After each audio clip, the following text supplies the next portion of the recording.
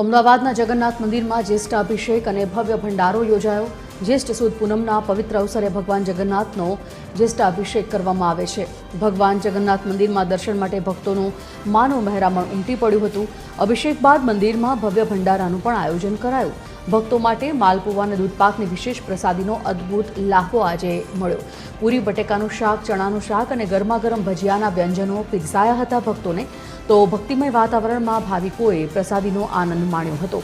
પરંપરાગત રીતે ભગવાનને શીતળતા અર્પણ કર્યા બાદ ભંડારાની ઉજવણી કરવામાં આવી।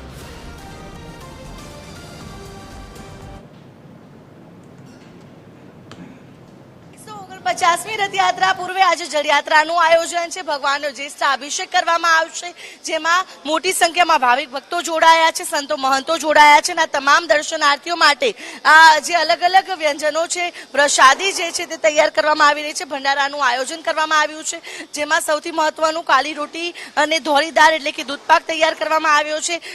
જે અલગ અલગ જે ભજીયા છે તે તૈયાર કરવામાં આવી રહ્યા છે।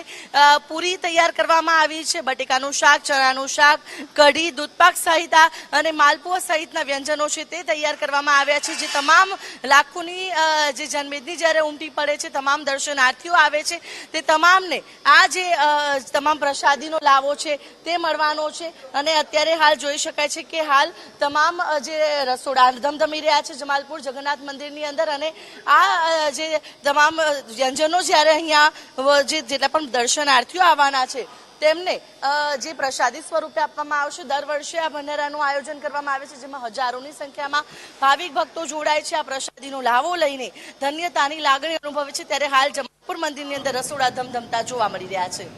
કેમેરા પર્સન તુષાર પરમાર સાથે આયુષી યાગ્નિક, TV 13 અમદાવાદ।